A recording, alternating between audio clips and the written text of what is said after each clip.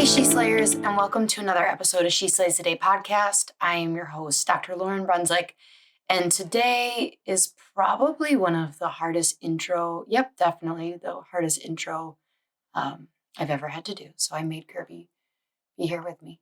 Say hi. Yeah. Today is a special episode.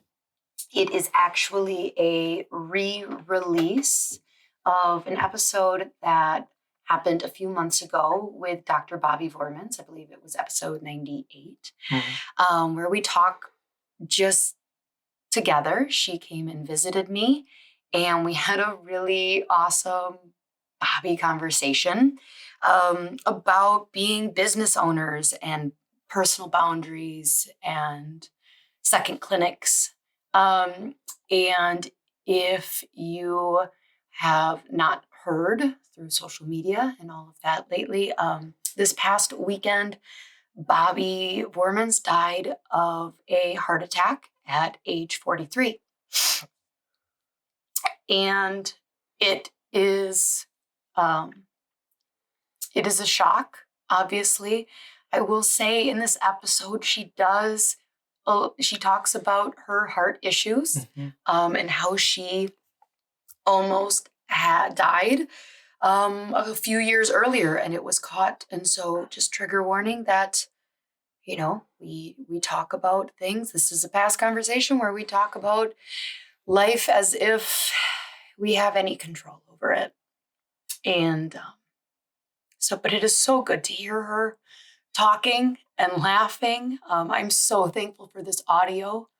I am so thankful that she insisted on coming over when I asked her to be on the podcast. She said, only if we can do it in person. And, which, you know what? Like, I was almost like semi-annoyed at the time of like, oh yes, I want to see you, but life is just so busy. And we're like, all right, let's get it on the schedule. Fine. So we threw out dates and as it was getting closer and we're like, oh, this is the week. And we're like, oh shoot, that's right. Bobbi's coming this week. And of course it's always great to see a friend, but life is just easier when you have less on the schedule. And it was amazing her being here. She came to the clinic and gave recommendations on like just how we could improve things. And I didn't regret it for a second. And looking back, I'm terrified at the thought of what if I would have said, oh, I don't know, I'm too busy for an overnight stay. Let's just record it and we'll plan something later. That's just so easy to do. And you do it so often with so many friends. Yep. And so it brings up so many things.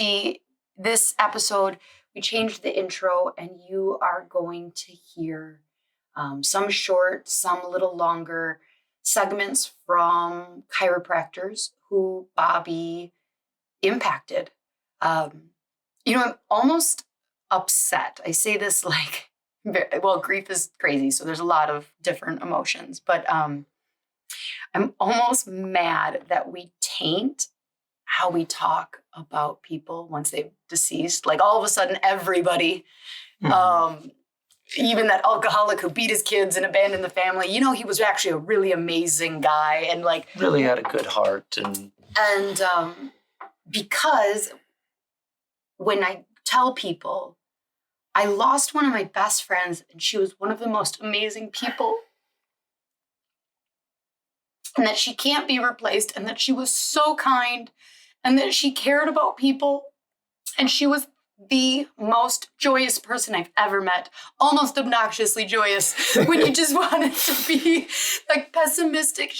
It's tainted because it's like I've had to like people like just kind of breeze past it, and I have to be like, no, I need you to hear she was special.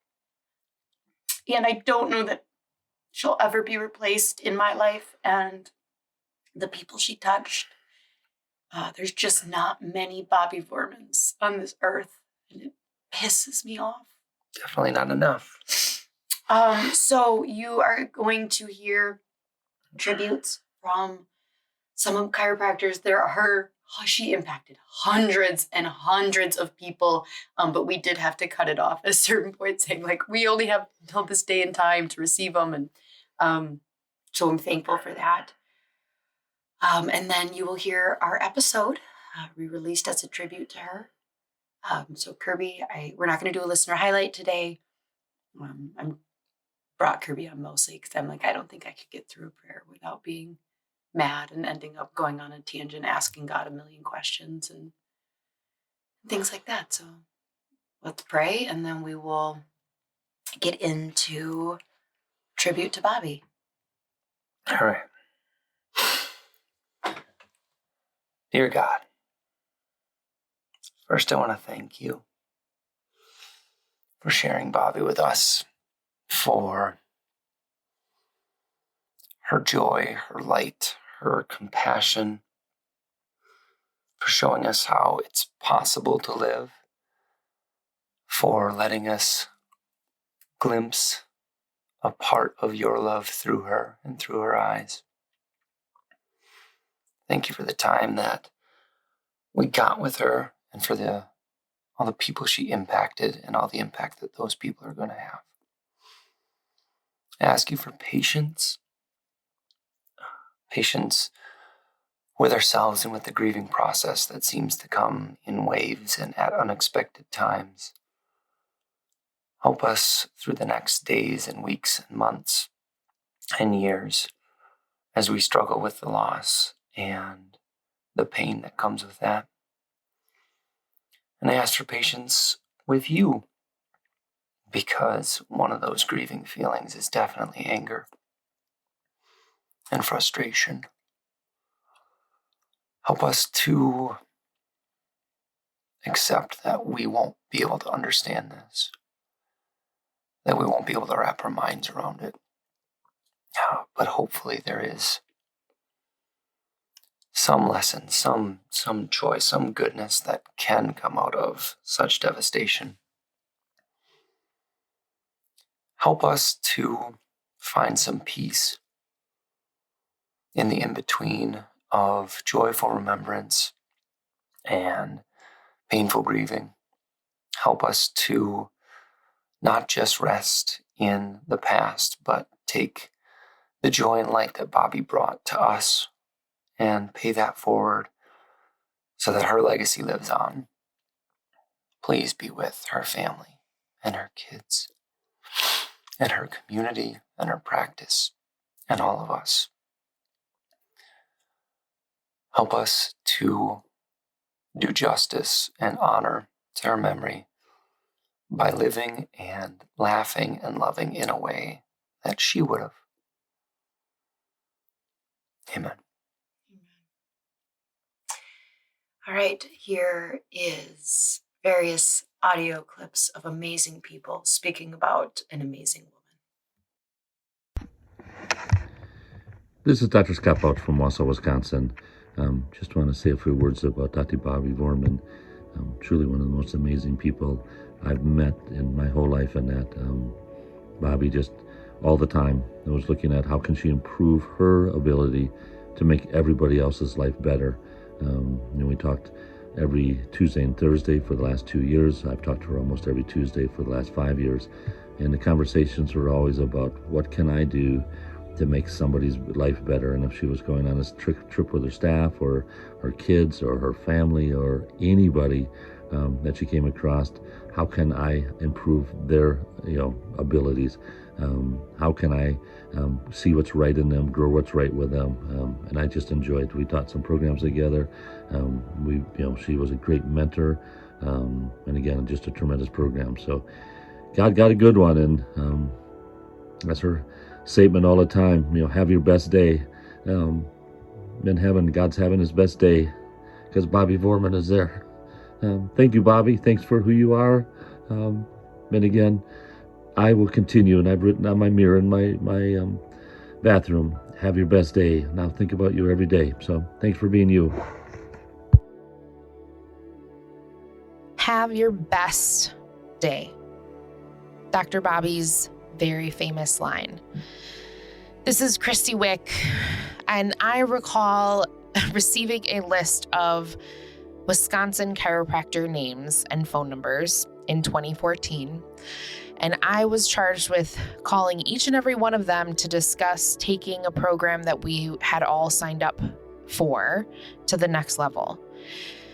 And Bobbi was the only memorable conversation. Let's be honest, a lot of people didn't even pick up the phone. They didn't respond.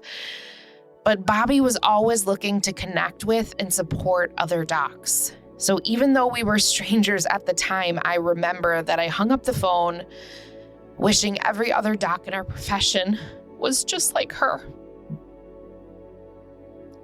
She was always looking to help people have their very best days. Bobbi's positivity was super rare in this world. Her love for God, family, chiropractic, and nature was palpable. She spread love around like the most beautiful seeds. And she truly represented what I believe chiropractic and humanity is about. She wanted everyone she came in contact with to know their worth, own their purpose, share their message. Her radiant presence will live on. Please join me in praying for her family, team members, patients, friends, and colleagues. For Bobbi, let's all try to turn up the dial on our very best days and share some more unconditional love. To you. Bobbi has been a true inspiration to me as a chiropractor and as a human.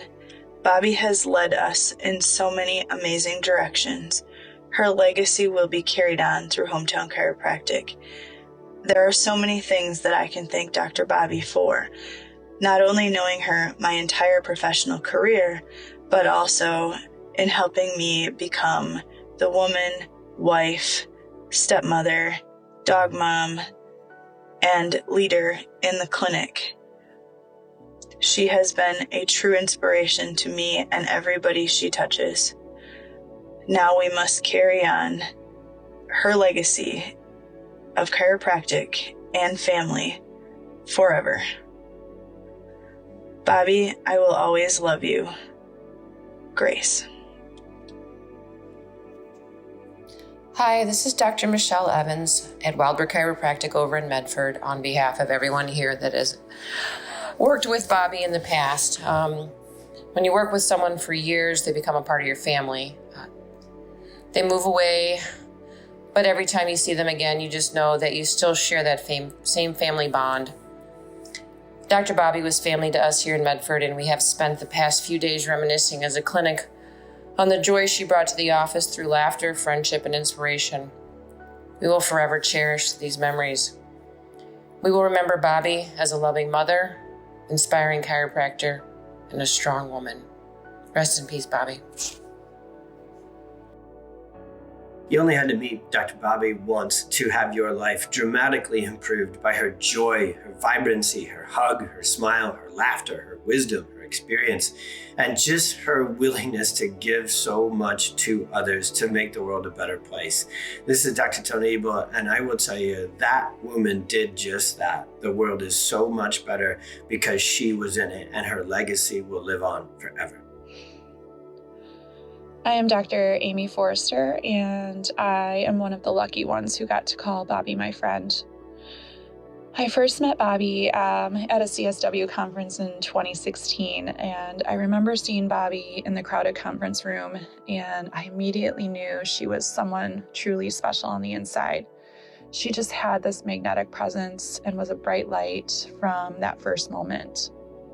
Over the years, we connected at different chiropractic conferences, and she eventually invited me into a weekly mastermind group with her, so I got to see her beautiful face every week.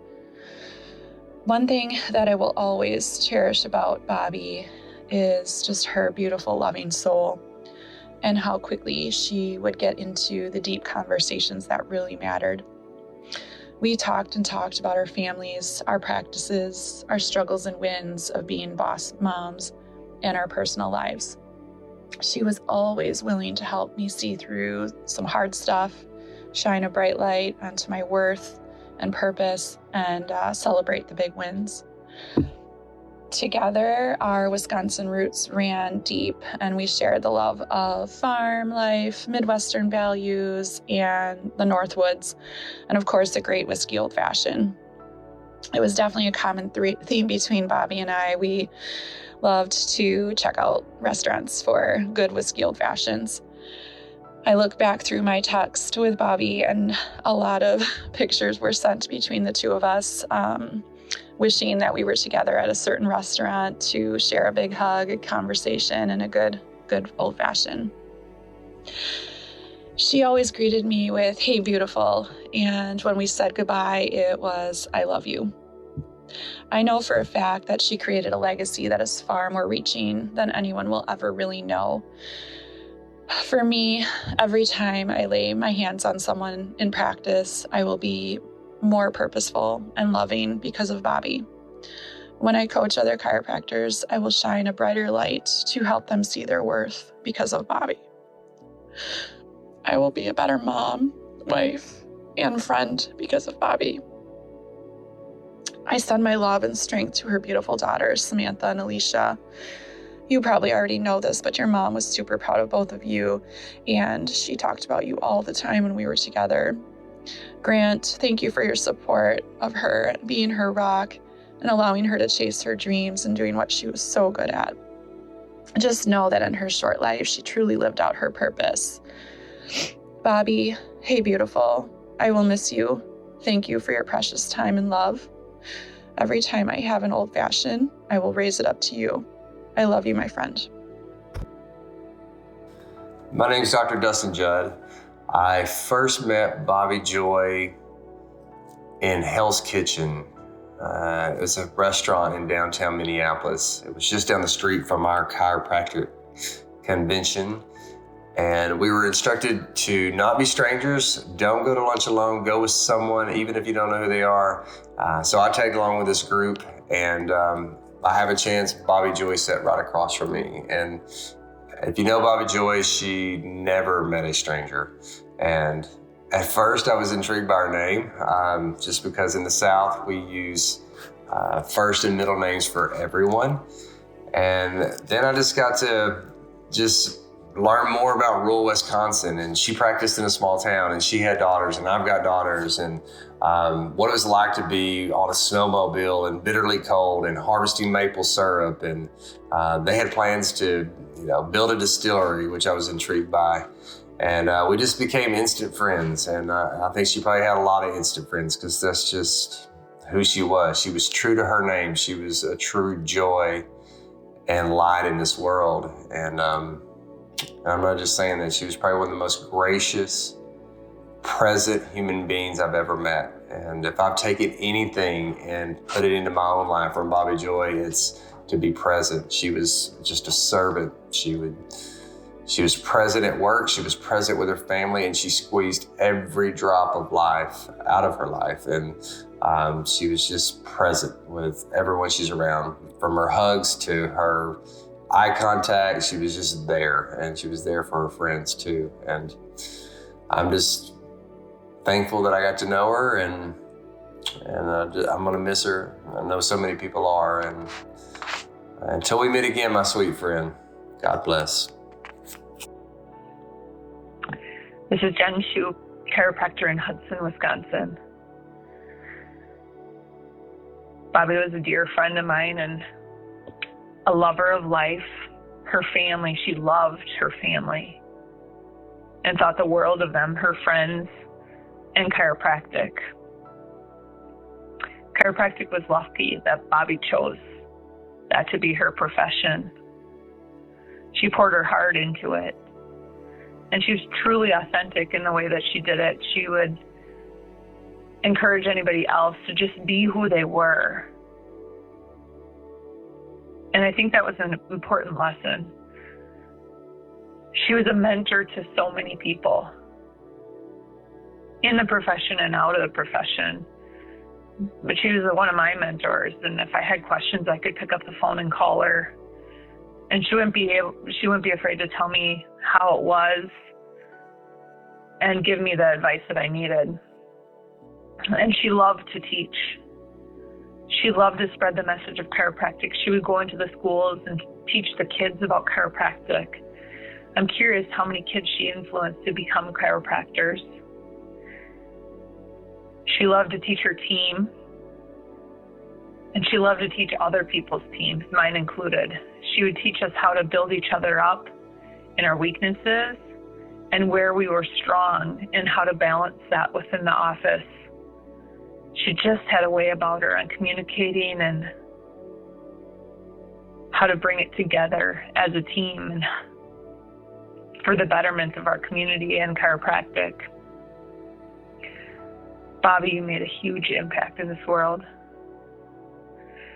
We love you and we miss you. Hi there, this is Dr. Zoe. Dr. Bobbi has had a huge impact on my life in more ways than one. She's helped me grow tremendously as a mom, a chiro, and as a woman. She believed in me and gave me confidence when I didn't believe in myself. She pushed me when I needed to be pushed to keep growing and exceeding. She saw the potential in me even when I started job shadowing her years ago. It has been the biggest honor and blessing to have been chosen and to be chosen by Dr. Bobbi to practice alongside of her and take care of the same patients and community that she's loved for years.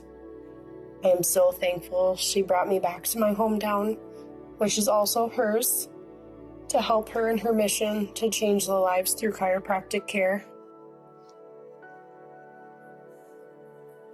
Dr. Bobbi knows that I love baseball, and when I think of my favorite baseball movie and I think of Dr. Bobbi, this famous quote pops into my head.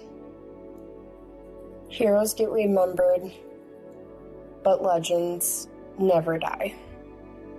And Dr. Bobbi is a legend in my heart and in Minnie's.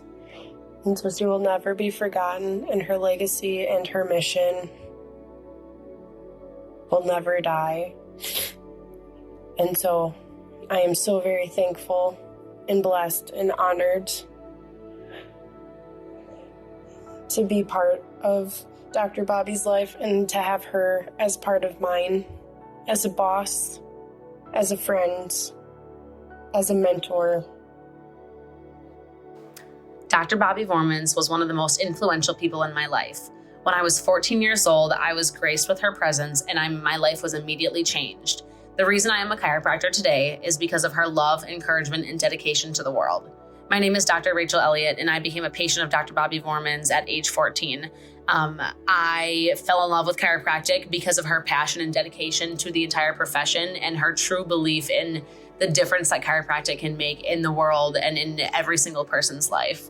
Dr. Bobbi radiated positivity and love everywhere she went. She was the most authentic person I've ever met, and she held every person accountable for their own life journey while loving and encouraging them to take steps toward better health, no matter the situation. She brought true joy and ingenuity to every interaction she had and left a lasting impact on every person that she met.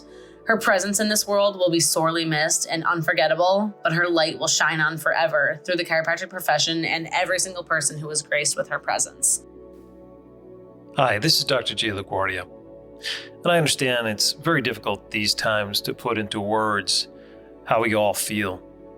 However, I think it's incredibly important to remember the impact and love Dr. Bobbi had on so many of our lives, mine included. Bobbi was always a source of inspiration and light, always with a kind word and a positive affirmation with every touch you had with her, whether it was on the phone, during a text, or a personal conversation. Bobbi impacted so many lives in so many countless ways.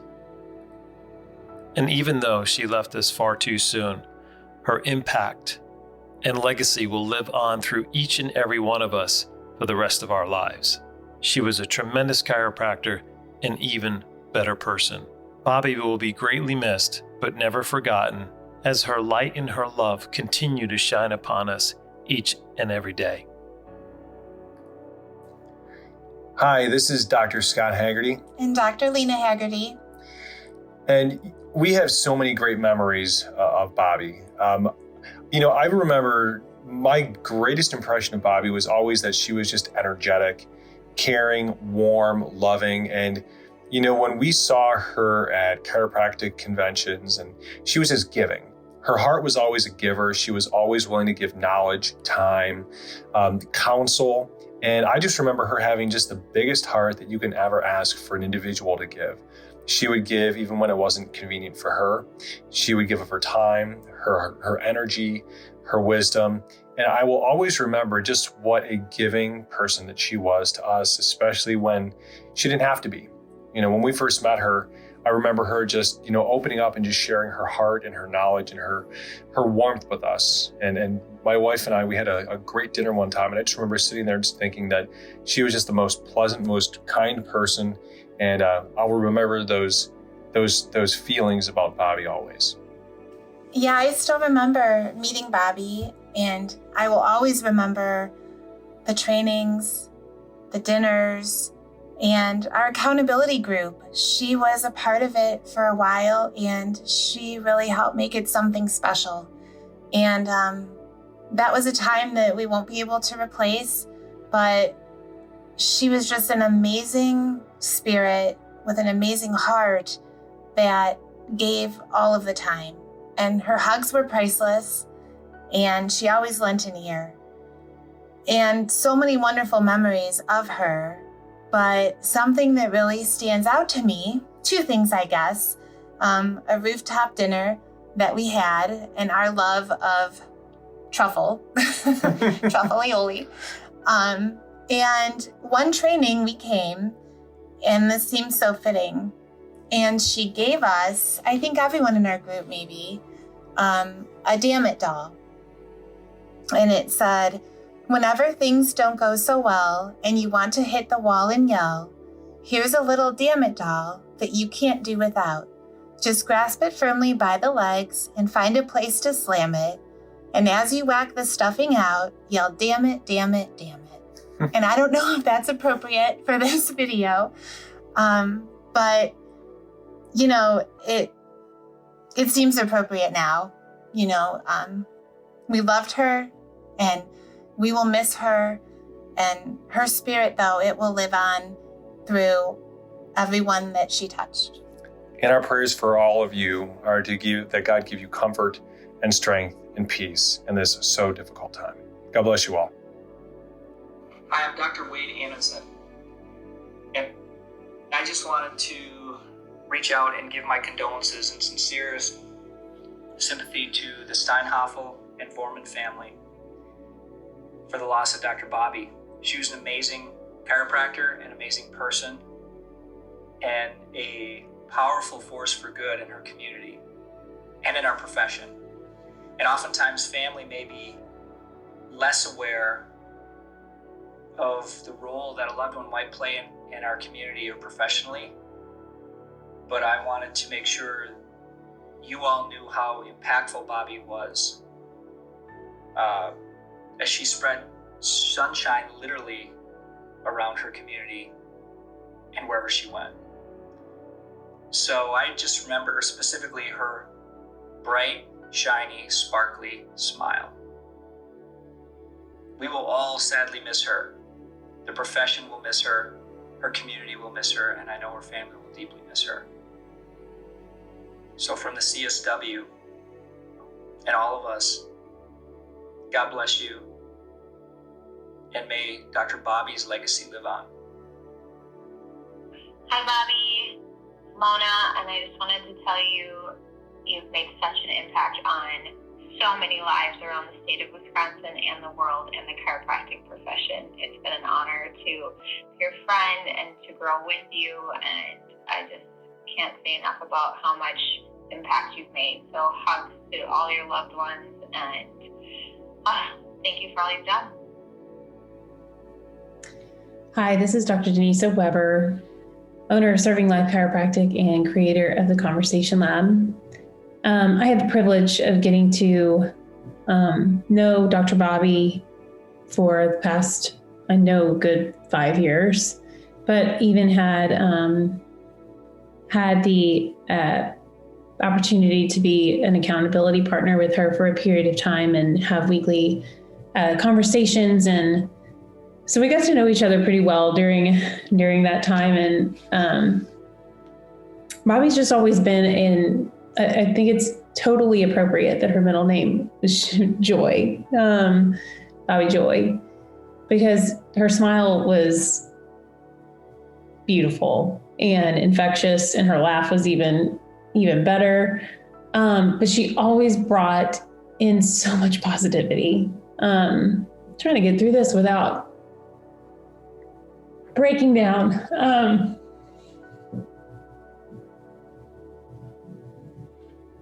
She's a chiropractic sister that I really will miss.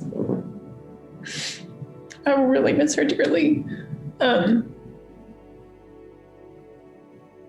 She was a mother to so many. And I mean, we were right around the same age, but she was always kind of more of the mother. Because Bobbi never really lacked any confidence. Bobbi was confident in herself and unapologetically herself. She loves her family through and through, her life on the farm, and in her practice hometown chiropractic, and just the impact to leave wherever she went better than she found it. I've got to clear out here. But she exemplified the humility of a true leader. And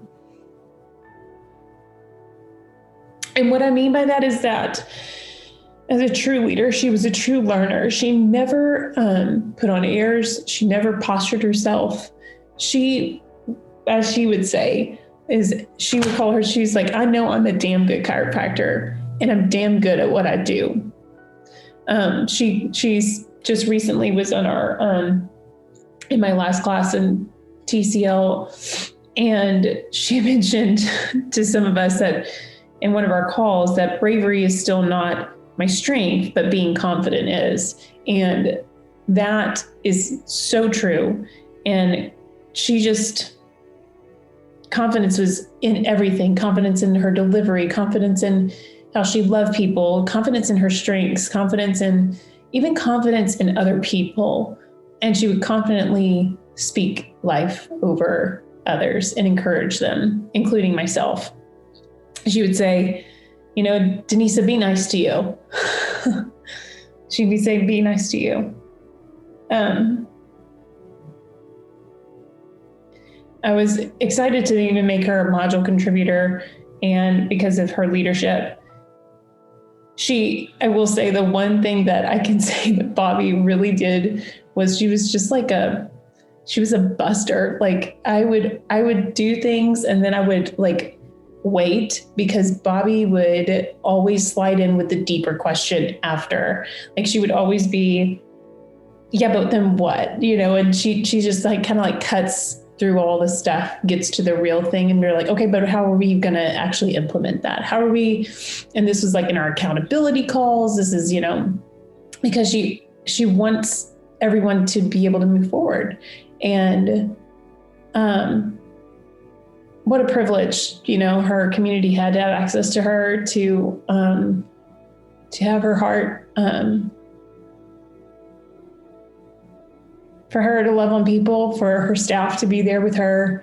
I mean, the ripple effect of her wake was huge. She was a blessing to so many, including myself. And I did want to share the last conversation that I had with her in our Zoom call.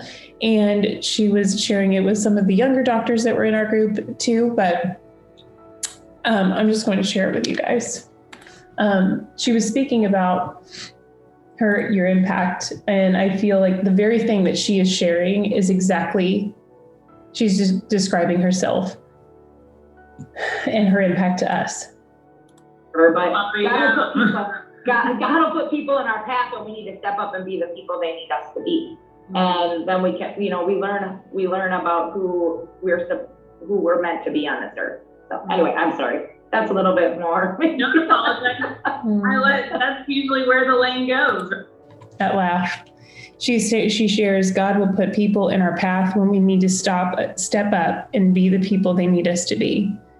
and then we learn about who we are meant to be on this earth. She shared such a light, and I pray that I can be half the leader she was. She'll be deeply missed, and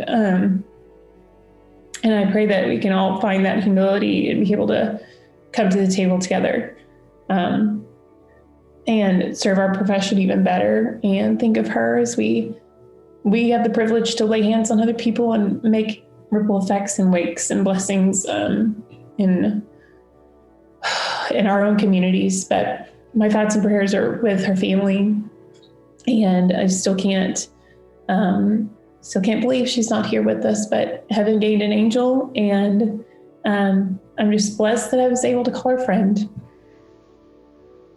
Bobbi Voermans was truly larger than life and could bring a smile to your face on your hardest day. My name is Kelly Milcarrick, and I've been blessed to serve next to her for over 4 years. Bobbi was my colleague, my boss, my friend, and my mentor. I got to see her change lives every day, and she changed my life. When I graduated from chiropractic school, I wasn't sure if I wanted to be a chiropractor.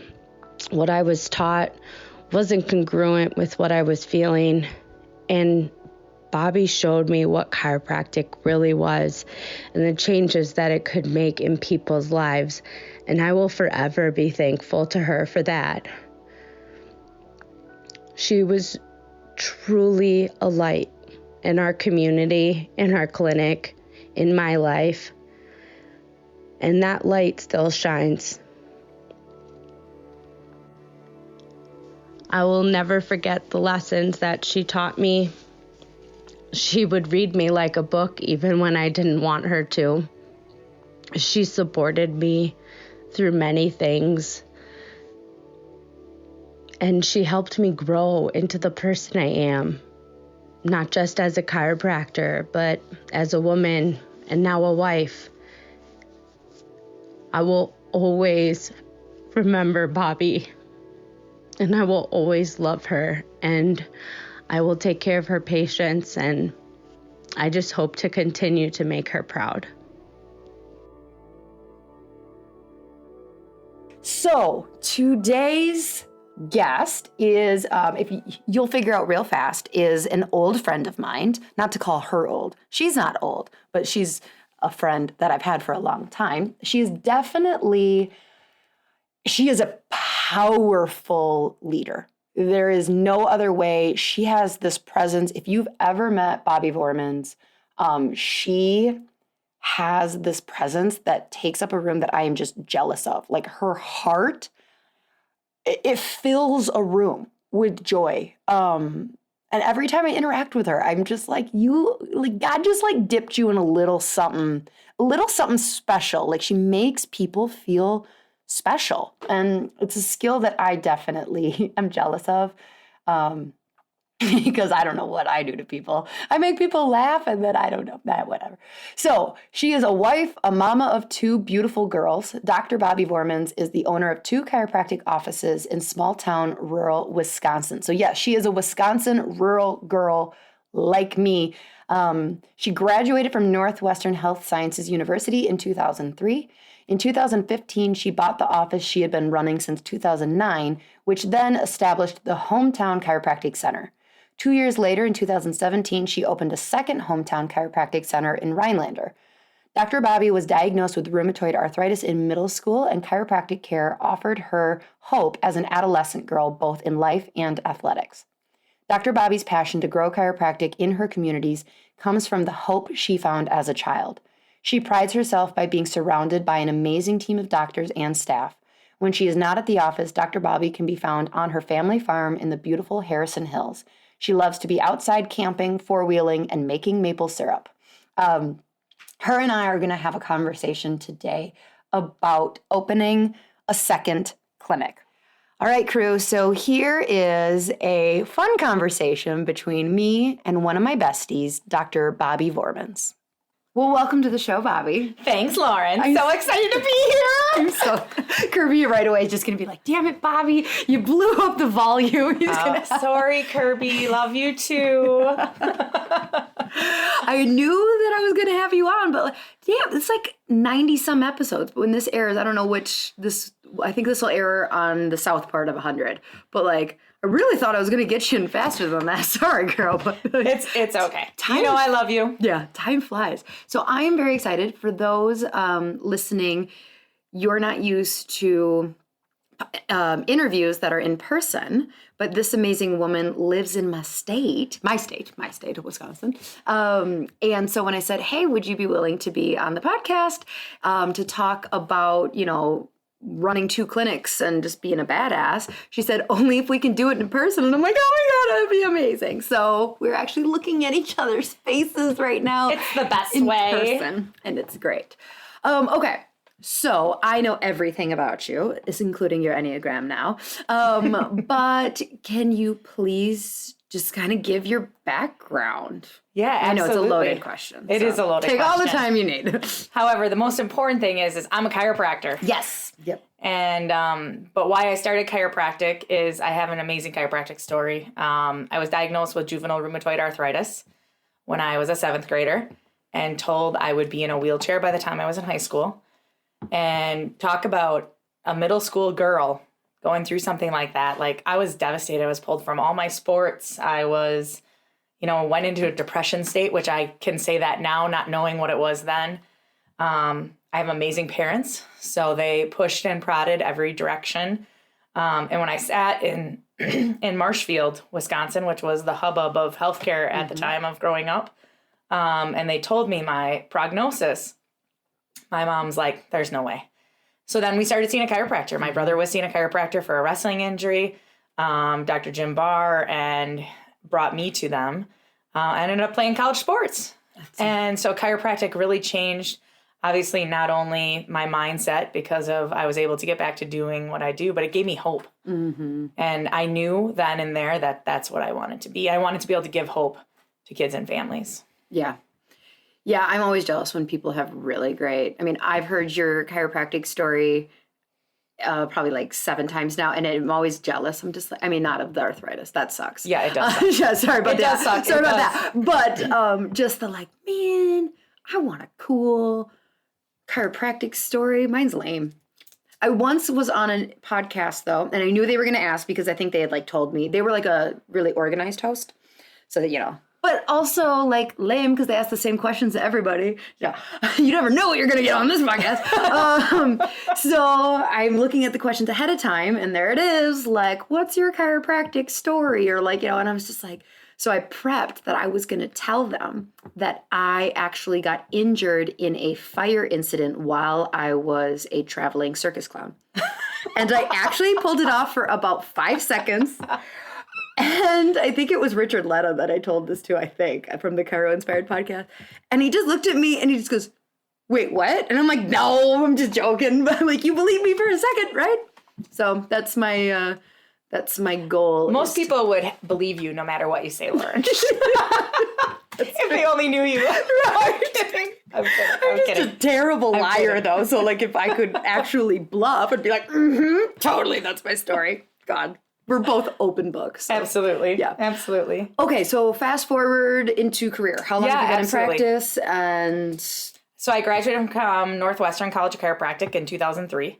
So I've been in practice 17 years. I was an associate doctor in Green Bay, Wisconsin, and in Medford, Wisconsin, and then now in Tomahawk, Wisconsin, where I actually took over the clinic and ran the clinic for my child, my chiropractor in my childhood. And that's when I bought the practice from him in 2015 and bought our second practice in 2017. Now, was that an allied practice? It was an allied health. So did you have to buy that practice twice? No. Okay, so when allied, for people listening, you have no idea, Allied Health was a conglomeration in Wisconsin. Mostly Wisconsin, right? Yeah, Midwest. And docs had to buy their practice from them when they. So you only had to buy it once. I only bought it once. I was a shareholder practice, so the person that owned my practice was a shareholder in the corporation. So I just bought it directly from him. Got it. Okay. So when did you buy this, or when did you start the second clinic? So I started the second clinic in August of 2017. So you had been in practice 13 years? Oh, it's only been 4 years since you've... Seems like forever. I didn't know that. Okay. So tell people about like how that came about. Absolutely. So we had an amazing practice in Tomahawk, which was our first location, is my hometown. And we were at the point where I felt I needed growth in a direction. And so we are contemplating, do we hire a third doctor? Because there were two of us. Or do I open a second clinic? And my husband and I were looking for an investment. Like we wanted to do an investment, financial investment. And we truly believe we need to invest in things that we know and we love so that we have some play in the game of it. Yep. And we also had human investment or human capital for an investment because we were in the process of hiring our third doctor. Okay. And so with this, we looked at what else to do. And the doctor that leads my second clinic, Dr. Grace Eicher. Did you have her before? Yeah. So she was my associate doctor right out of high school or right out of chiropractic college. She did her T10 with me and then she was with me. She's been with me almost 10 years now. And so she is from Rylander, where my second practice is, and our brand is Hometown.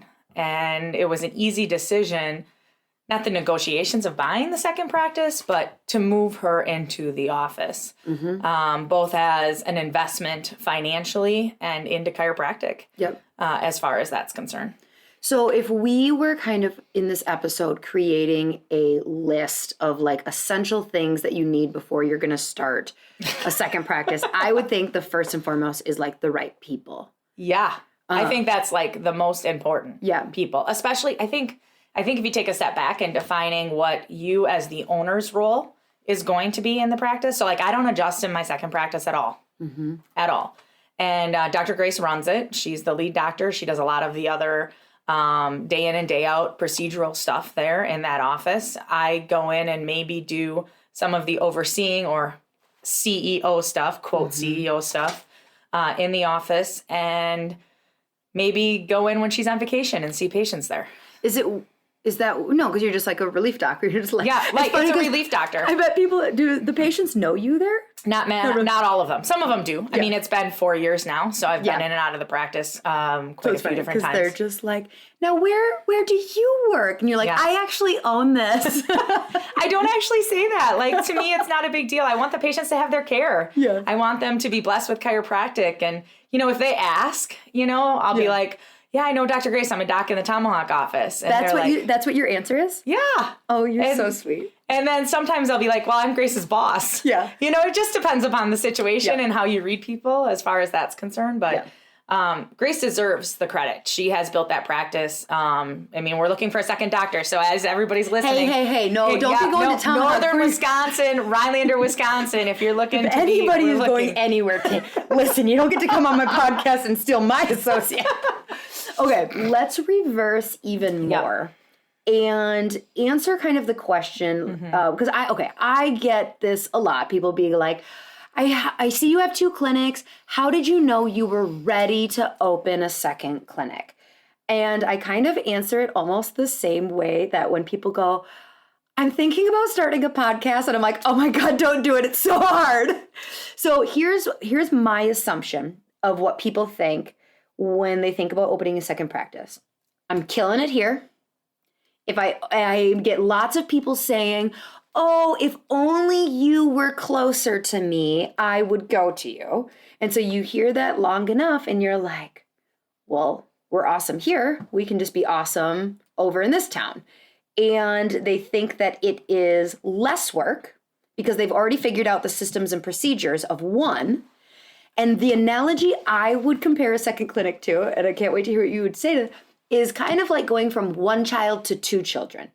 It is not half the work. It's not even twice the work. It is like exponential more work. Because I don't know, that somebody could say like, well, yeah, but you've already figured out how to be a parent and you're nailing it. And you're like, yeah, but that second child has its own personality, its own demands.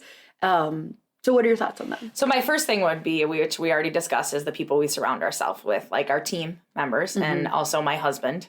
So as my husband and I sat down and looked at growth opportunities for me and what that would look like, it was, we could open a second clinic. Well, then what are the 3 things there?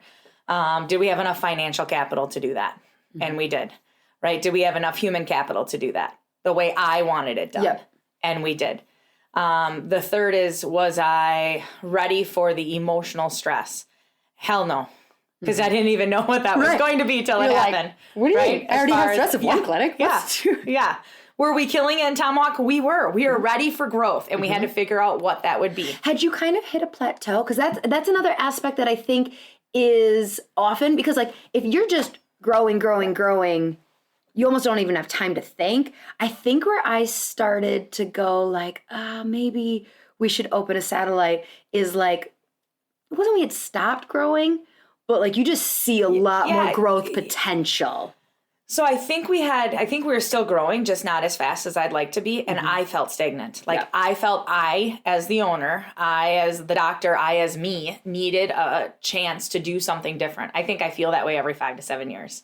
Like I need to do something different. I need to explore like how I can push myself further and how I can serve more under chiropractic care without the use of my 2 hands. Right. Because I'm only one person. Right. Okay, so I interrupted you and I told you I was going to do my best not to do that. But you were saying like, okay, so first with Grant of like you needed to check in. Did you have the human potential? The human capital, financial capital, right? And the emotional. Yeah, as far as that's concerned. So yes to 3, unknown 4. Unknown emotional capital, right? As far as that's concerned. And the drive. I mean, not only was it for me, but I truly believe in mentoring the younger generations of chiropractors.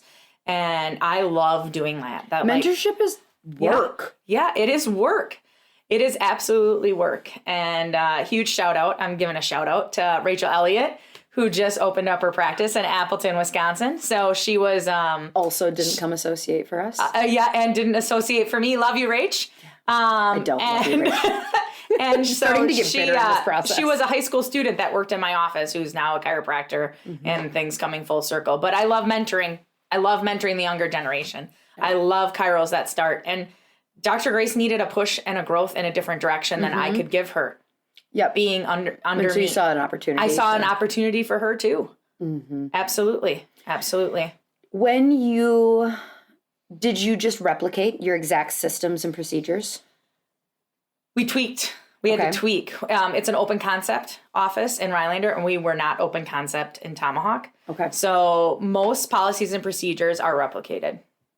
And due to doctor strengths or staff strengths, it depended on like who does the financial ROFs in the office. But other than that, most policies and procedures are similar. So any doctor or any team member can go into the other office and pick up where they need to. And do they ever Not as much anymore. Okay. But yes, I mean, us in the Tomahawk office do Grace's vacation relief, Dr. Grace's vacation relief.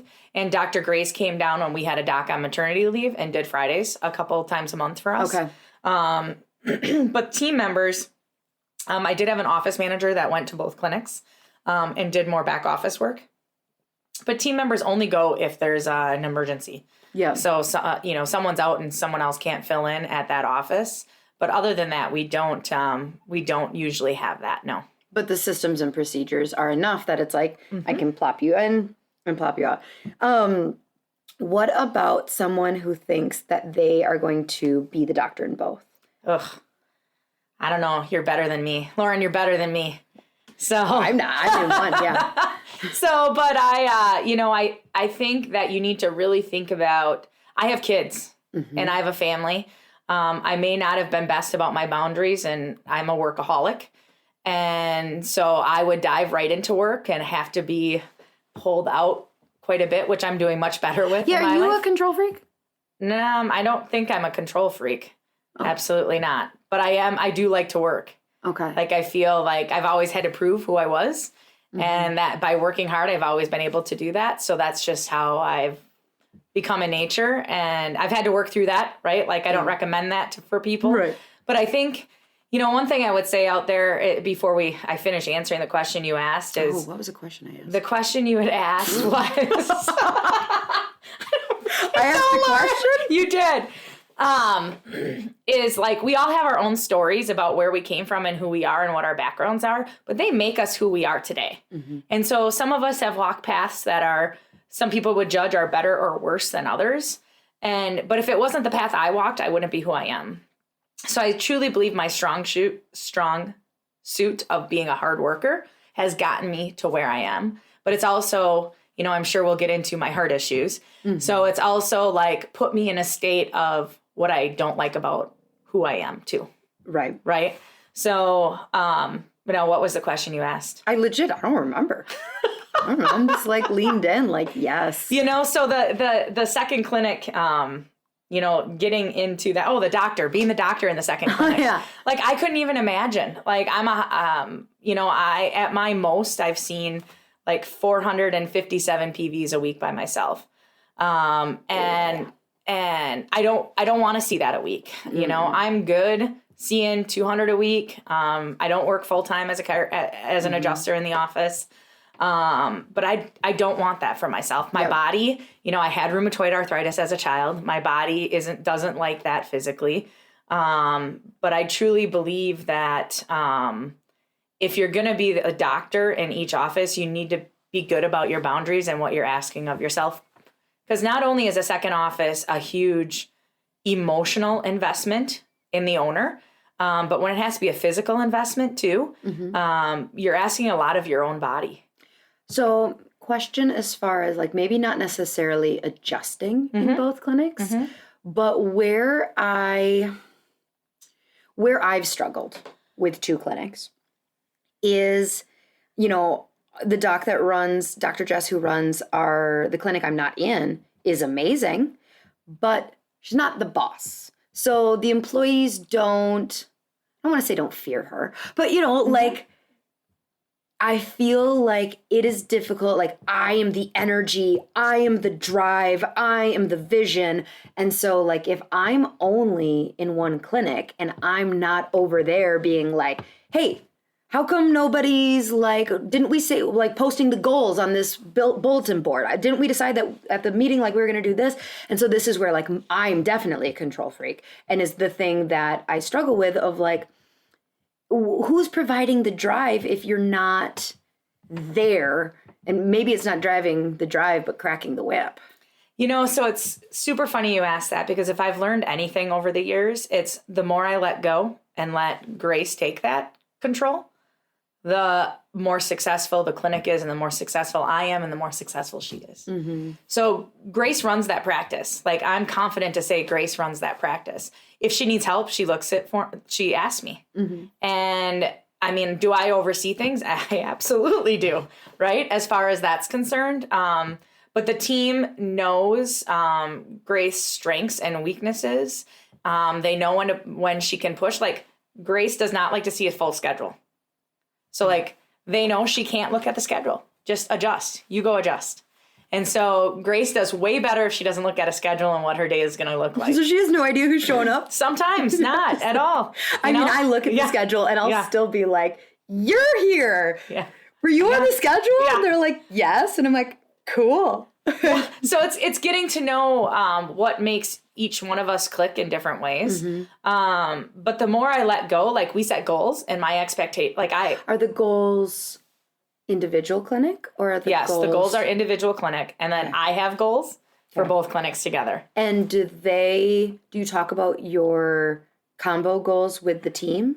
Yeah, we absolutely do. Not often, maybe quarterly. Do they really care how the other clinic is doing? I wouldn't say they don't care. Mm-hmm. I wouldn't say it's not their priority. Yeah. So you and I we have very different situations. Mm-hmm. So absolutely. You have a doc in each that is like bonused off the performance of that clinic. How far away are Rhinelander and Tomahawk? About 25 miles. Okay. So Cumberland and Rice Lake. So we each have a smaller town and a bigger town. Mm-hmm. So we're only 18 miles, but everybody like from the smaller town comes to the bigger town. Mm-hmm. And so when we set up our satellite clinic, we needed it to be that you could go to either clinic? And not many people do. Yes. Okay, do. so it's possible. Yeah, it's possible. Yeah, it's possible. Not many do though. Okay. You know, the big time people do that is when one of the docs is on vacation or where one is closed for a different reason, and or if like we're open 5 days a week in Tomahawk. And Rylander's open 3.5 days a week. Okay. So like if there's a patient that needed more support, then they would come to Tomahawk on the days that, no different than if Cumberland was closed, then they would come to Rice Lake. So that aspect of things, but there isn't a lot of, I'll say, patient sharing that occurs. Well, and like I struggle with everybody not being able, like, so for a while we did really separate. You know, and I had other coaches saying like you really need them to be individualized. You need to see which clinic is growing, and I actually don't disagree with it at all. But I like it now, currently at least, how we have it set up, where everybody's got the same goals that I have in my head of like money is money is money. If this clinic, you know, and we definitely have aspects that we're looking of like, okay, this ship is sinking, you know, there's some red flags that we would see for sure. But it's fun for my personality to be like, no, we're all shooting for this one thing. Otherwise I got too stressed. You know, and it's super, so we're both goal-oriented people, you and I. And so when we were with a previous coaching group that we were with together, we took a look at, you know, taking our team on a trip, or I did at my clinic. And then we, all the goals had to be hit as chiropractic clinics. Yeah. So like, so we shot for them separately, but no one knew where we were together. Right. Okay. And so, except for me. And so it was amazing to see how, you know, if it wasn't for one clinic, we wouldn't have hit our new patient goals. And if it wasn't for another clinic, we would have never hit our when they were collection together. goals. Right. Exactly. So what do you do now? Like, do you have times where, like, so do you still do like big goals? I do big goals. Okay. Yeah. So what happens if one clinic, have you had that happen yet? Yeah, absolutely. So where one clinic does that clinic not get to go? Well, we haven't done anything as far as that's concerned. Okay. But it would happen that one clinic would not get to go. No. It hasn't happened yet. See, and that's where like I'd be such a chicken shit. I would like say it. I'd be like, okay, so if you don't hit your goals, you don't get to come to my birthday party. Yeah. And then if they don't hit them, I'd be like, you can still come. It's okay. Like it's just, but I'm also a weak ass parent. So, you know, so I've really thought things through differently as far as like, I really want to spend time with my doctors learning and growing. And so like each year I take a doctor on a trip. And so we do that a little bit separately now as far as the doctors are concerned. So like Dr. Kelly and I went to Cal Jam together. And then I took an extra day of vacation. We just hung out on the beach and we talked about what we learned in Cal Jam and how we wanted to maybe implement some new things. But it was her and our time. Dr. Grace and I, we did a Dells weekend with our families. I would have preferred the California. I know you would have. But, you know, we both have kids in high school, right? And so the kids got to hang out. We hung out. Our husbands hung out. Yeah. And so we spent time together. And it's just, you know, I've really worked on working with my doctors and who they are, because I've learned that they flourish if I accept them for who they are and lean into that. So like how I get feedback from them is differently. How I meet with them is differently. How often I meet with them is differently. And it's all set up in my schedule accordingly. Well, and as you're saying this, it's like, and this is why it's exponentially more work, because it's you don't get to just replicate. No. You can replicate your new patient script, but you don't get to replicate. Well, and I believe that part of what makes a chiropractic clinic great and successful is you being interwoven in the town. So one of the biggest reasons that I was not as worried about opening Rice Lake was because we lived in Rice Lake. Cumberland was a lot of work for me to like show them like, nope, I'm here. I'm on these boards. See that? I'm going to these events, the fireworks, blah, blah, blah. But in Rice Lake, my kids were going to be going to the school. I grocery shop there. I do small business there, like on the weekends. And so If you own a practice now in the town you live in, and you're looking at opening a clinic in a town you don't live in, that's where it's like, whoa, damn, exponential more work, because it's like, yeah, you might need to switch churches. Like, you should probably, go to church in that other town for a little while. You should probably think about putting your kids in activities in that town for a while, because so much of marketing is like, look, I am here and a normal person, and having these talks and meeting people through that. And that's what makes it so hard. Well, and I think one of the reasons why Rhinelander is so successful is because that was strategically planned out before I even made the decision to open a practice. So Grace is from Rhinelander. Our brand is hometown. Like, we're intertwined. So Dr. Grace is from Rhinelander. She coaches the downhill ski team. Her stepdaughter goes to school at Rhinelander High School. Her husband works for the hospital system. She had already been woven into the Rhinelander community, and she traveled to Tomahawk. And, it's amazing. Plus, I have 2 sisters. I mean, I could go on and on about the connections we have in the community. But you're not wrong. Like, the energy, I think a lot of people, no different than, hey, I'm going to start my own clinic, right? Until you're deep down in it, you don't realize the amount of stress that you are going to need, that how much energy, we talk HRVs, how much reserve energy do we have, right? Yeah. To continue to pour into things before us as leaders and CEOs are like, please, God, help me. You know what I mean? As far as that's concerned. But it definitely, the intertwining between clinics and the intertwining in the community is, for small town northern Wisconsin, is a necessity. Oh, do you think it's not a necessity in a big town? I mean, this is just us 2 small town girls guessing. I don't know that answer. I don't know that it's, I don't know that answer, to tell you the truth. I mean, like, I grew up in a small town. That's all I know is a small town. So I don't know the answer for that as far as that's concerned. Like, I talk about it because anonymity in a small town. WJJQ, our local radio station. You want small town? Like, we do a live radio show every Friday morning at 7:55. You don't get to do that kind of stuff in a big town. You know what I mean? So you walk into most places in our hometown, and that radio station is still playing in most shops and most restaurants. We had it playing in our clinic till our radio went out. So, but I mean, it's small town stuff. So the other thing about small towns, since we got on this little tangent, that I don't love, but I think it is why there are, I heard this a while ago from actually, Brad Wildberg. Yeah. Within Allied Health. Yeah. Annie's dad. Yep. Annie's dad. So he was said my boss. There are that. Yes. Yep. Okay. He said, and I don't know where he pulled this, probably out of his ass.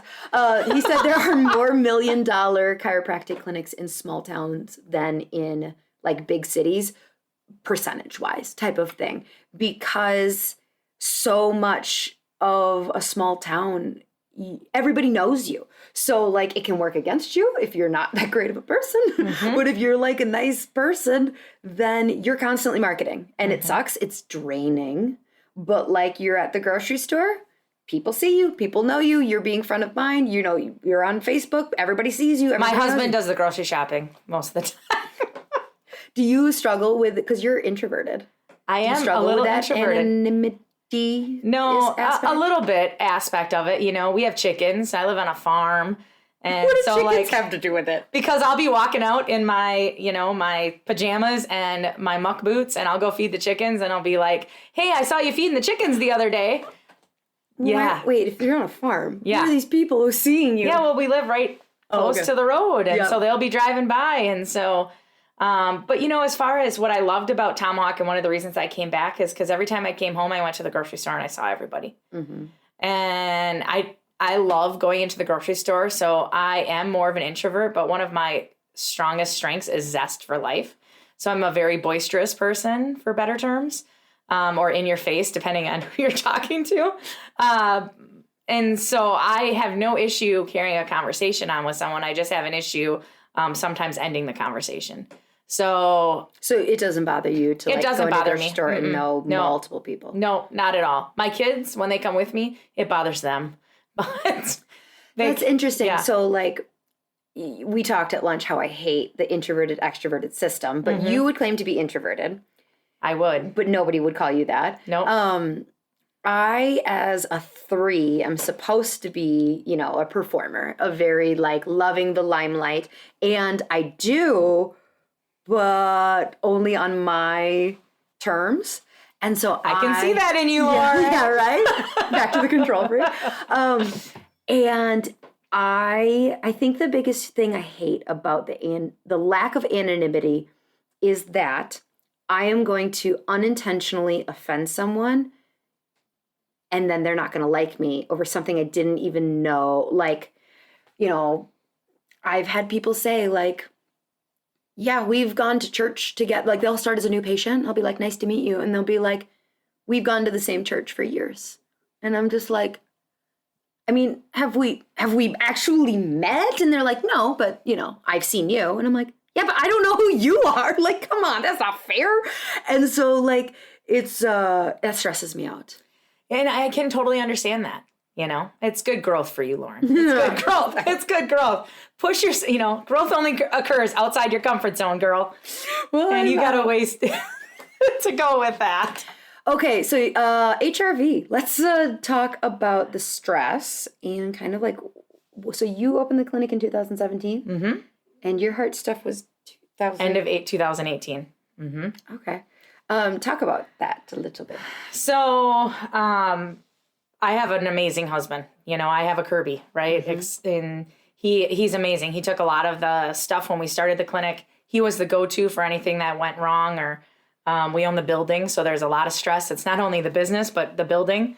Mowing the lawn and blah, blah, blah. Yeah. Mm-hmm. So my stress level was high. I'm a high achiever too. I push myself really hard. And it was a struggle, getting the first, it wasn't a struggle actually getting it started, but making sure that it was performing the way we wanted it to perform. The second clinic. Numbers wise? Collections, everything wise. Okay. Dr. Grace is amazing. She sees between 2 and 250 now a week. The clinic we started with was 70 to 90 a week. Okay. So she brought that up and has been pretty consistent now for the last 6 to 8 months between 2 and 250. But if we backtrack to when it started, it was up and down and up and down, mm-hmm. right? Anytime you buy a practice versus start your mm-hmm. own, it's, some people just don't mesh with your energy. Right. And, learning to not take that offensively versus being okay, they just don't mesh. We just don't belong together. Yeah. But that always weighed on my shoulders. Whether, is it going to be successful? Is it going to be, are we going to make enough money? Are we going to make ends meet? In addition to, I still have a full-time practice mm-hmm. and another doctor and another team in the Tomahawk, and trying to make sure and maintaining that was being as successful as it could be also. Mm-hmm. So fast forward in February, March, I started not feeling good in 2018. Lower energy. I did a cleanse. I felt amazing. Probably the best I had felt then mid-March. And I started, some of our busiest time in the clinic was between February and probably August of that year. And then I started not feeling my energy, winded, right? I would go for a walk and I'd be like, why am I so winded? And then I started not feeling good at all. And we were going to California to do a conference in October. I hop on and, the last 90 days of the year, I'm always, mm-hmm. taking care of myself and looking at it strategically in a different way. So October 1st, I get on the treadmill and I can only do 1 minute before I had to stop. What the heck? I can't breathe. So I hop in the shower, head to work, and it just progressively got worse. And then in November, it got a little bit better. And so I thought it was, I spoke on stage out in California. Oh my gosh, that is right. That happened weeks before that. Yeah. So I spoke on stage in October, and then and then it was hunting season in northern Wisconsin. And so we're out hunting, and my daughter shot a deer and we were tracking it, and I couldn't walk. I couldn't keep up with them. I was doubled over in pain. And so finally I was in church on Sunday after Thanksgiving, and I couldn't even stand because I was in so much pain. And I go home, and I'm maybe a little stubborn, just a little stubborn. She's not a control freak, but she's stubborn. And so I I get home and I call my husband who's at the hunting shack and I'm like, I'm heading to the ER, which for me to say was huge. And so I get to the ER and my blood pressure was like 280 over 190. Oh my gosh. And they're like, how are you still standing up? And I was fine. I carried out conversation. My breathing was fine. I wasn't labored. I was in severe pain. So they thought at first maybe I had a cancerous tumor on my adrenal gland. And they saw a little abnormality in the EKG. So they had to rule out anything to do with my heart before that. So they scheduled me for a procedure the next day to check my heart out. And they went in and sure shooting had 99% blockage in the arteries of my heart. 99 in one and 90 in the other. And so I had 2 stents put in. The 99%. Yeah. And so my HRV was tanked before I went in. And it took probably, I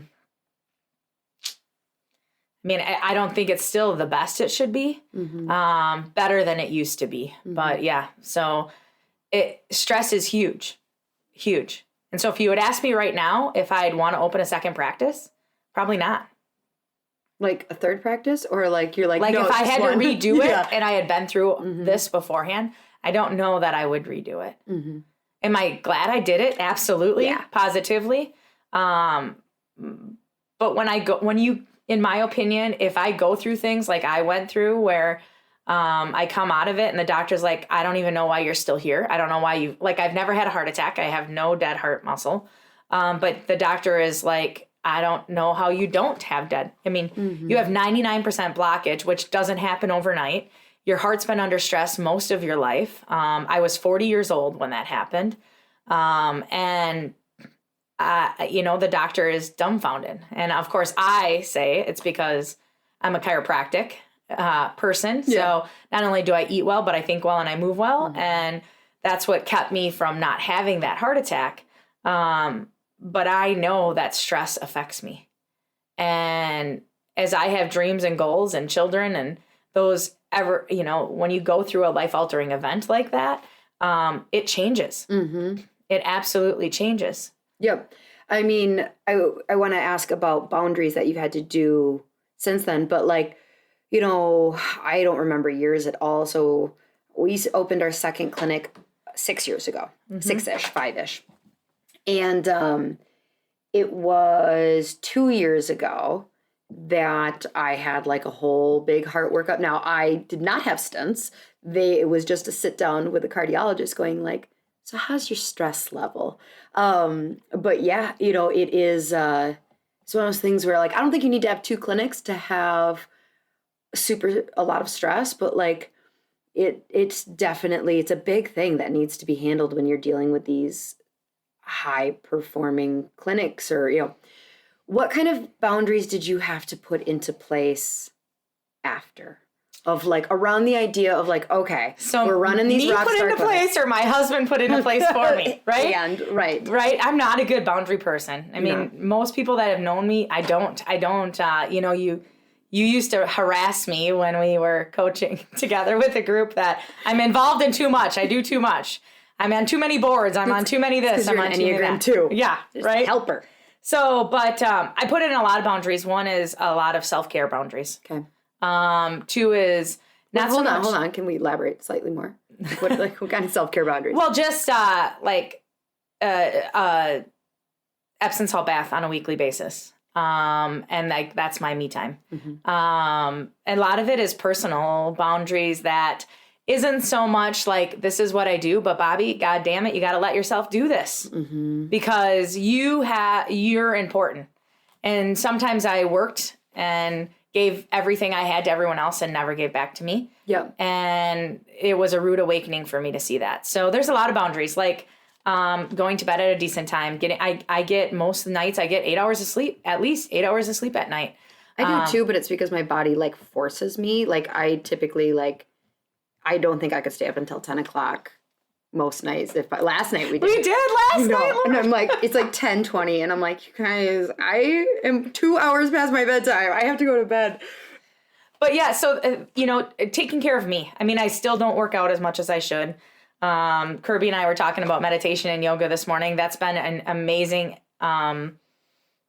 addition to my daily routine is I do 10 to 20 minutes of yoga meditation every day.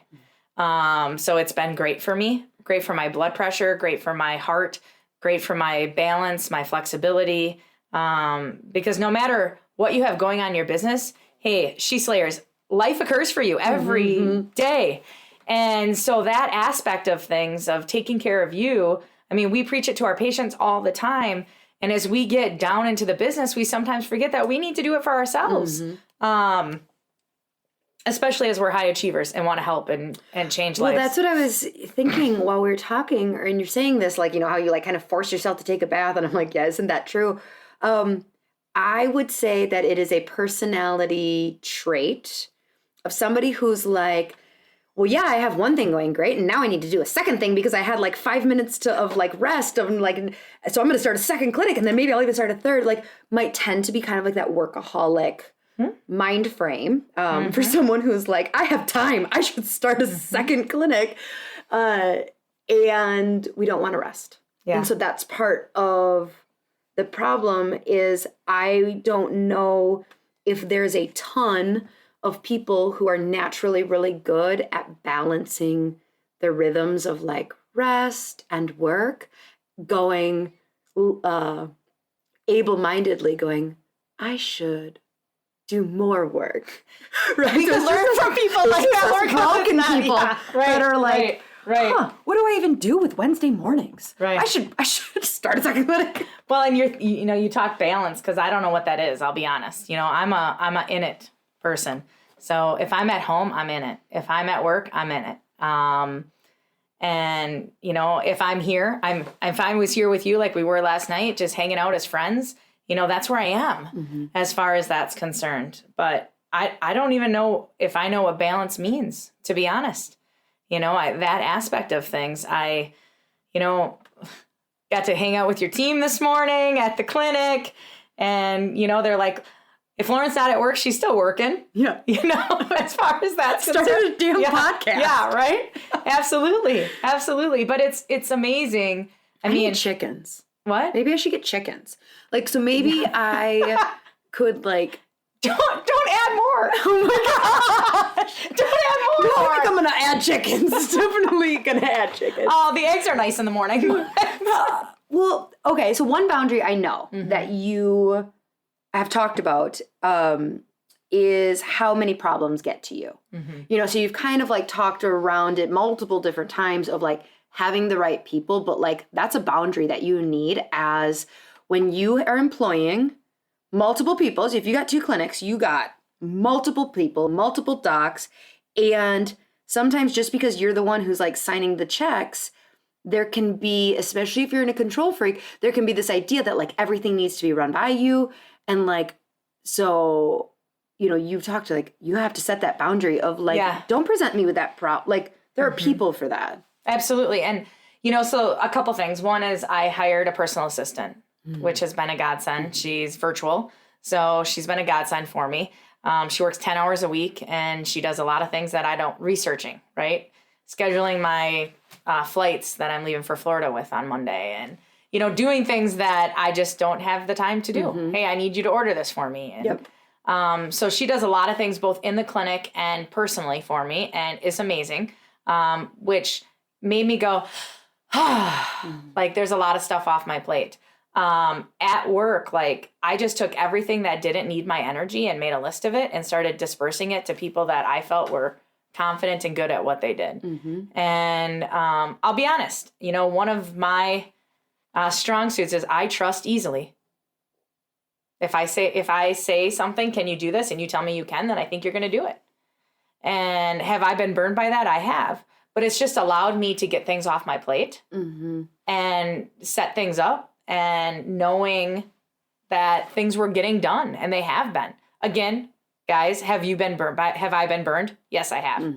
But I've really not let it affect of who I am. Yeah. So I still trust easy. So my team members, 2 Tuesdays a month, they do bills, and they just sent the checkbook and I sign them.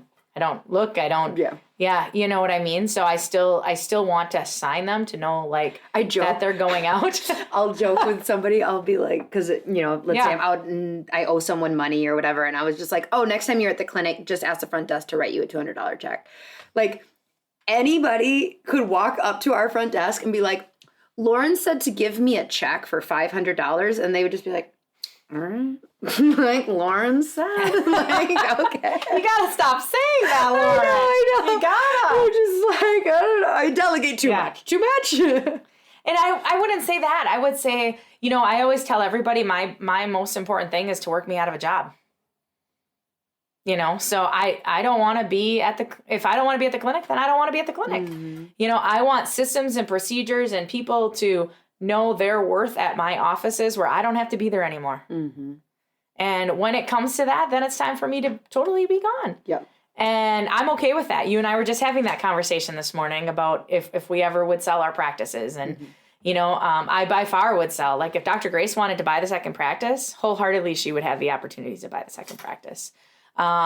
If there was someone that came in the next 10 years and wanted to buy the Tomahawk practice, I possibly would just sell it to them.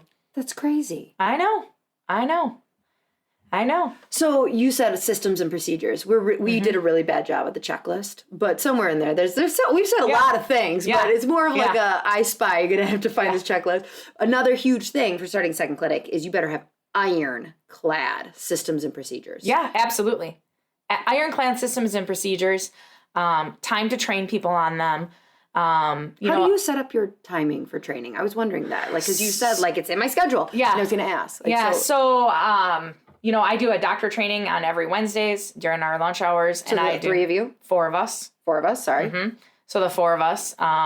So during COVID times, which we could talk a whole podcast on COVID times, but during COVID times, we met on a weekly basis every single week, all 4 doctors, just to talk about patient care, struggles.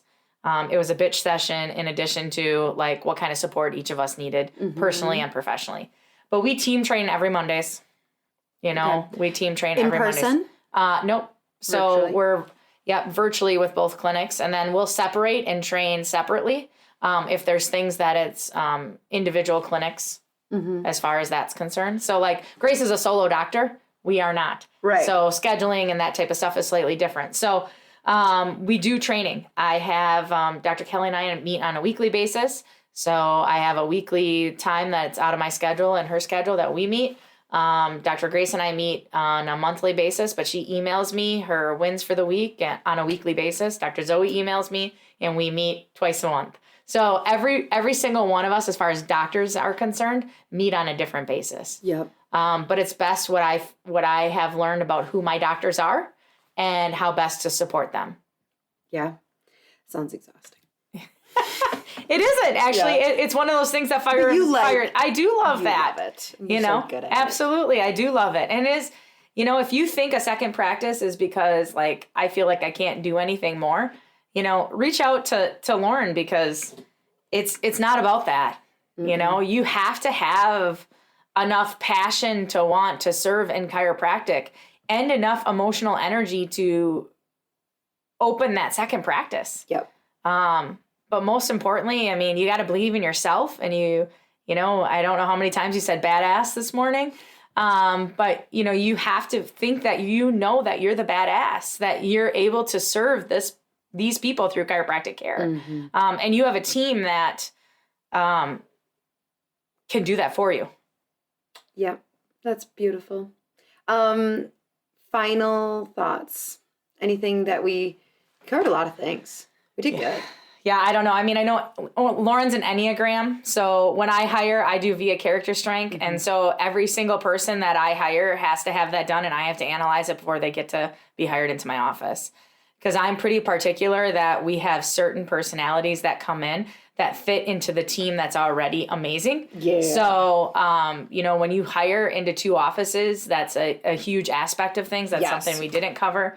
But I just feel that, opening a second office, while it's been a huge blessing in my life, and I had told you earlier, I used to have a goal of 5. I don't know that I'll ever do that Yeah, you did. That's right. You yeah, told me that, and I was like, ugh. Yeah, I don't know that I'll ever do it because I have a lot of other dreams and aspirations that have come together now, and not just for me, but for my family.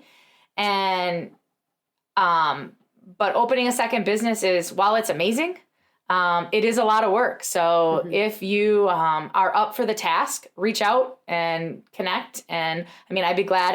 I answer questions weekly from people that have 2 clinics. How do people reach out to you? Inbox me on Facebook, or, you know, they can direct message me on Instagram. Call me at my office in Tomahawk. It's Hometown Chiropractic Center. I'm a pretty easygoing person. Yeah. So. I was going to say, you want them to call you? Yeah. Don't call me. Yeah. I can't promise I'll return your call, but she'll do her best because she's a 2. Yeah. Let's be honest. Exactly. She's going to do her damn best to return. Exactly. Okay, She Slayers, thank you so much for spending this time with 2 friends. Did you know we were recording this? Did you know this conversation it was started recorded? like I knew we were recording, and then it just got to be like... This is just us talking. Yeah. Just us talking. All right, so reach out to Bobbi. She is... Seriously, when I talk about one of the women, like the 5 chiropractic women who have been the biggest mentors in my life, you are absolutely always on that list. And right back at you. Yeah. So it's interesting because I was just about to close, but then I'm like, I'm going to throw one more story in. I was reached out to by a I forget the name of the club or whatever. It's very Enneagram 8 driven of are you a powerful, high-driven chiropractor? You should be in this club. And so I was reading it on the website, and I was actually very proud of myself because old Lauryn would have been like, oh my gosh, they think I'm good enough to be in their club. And I would have, signed up just without thinking about the mental health aspect. And I was like, let's see what this has to offer me and whether it's good. And I was talking about in their verbiage on the website saying it can be very lonely at the top, and that a lot of high-level chiropractors don't have other high-level chiropractors to talk to. And when I read that, I knew oh, I don't need this club, because it was just I'm so blessed to have people we're a kick-ass clinic, and I have so many people who are their clinics are more successful, and I'm just damn, you're inspirational. So thank you for being a friend. You're welcome, Kirby. All right. Lauryn, thanks for having me. I appreciate it. Love you, girl. Love you. All right, She Slayers, until next week. Bye.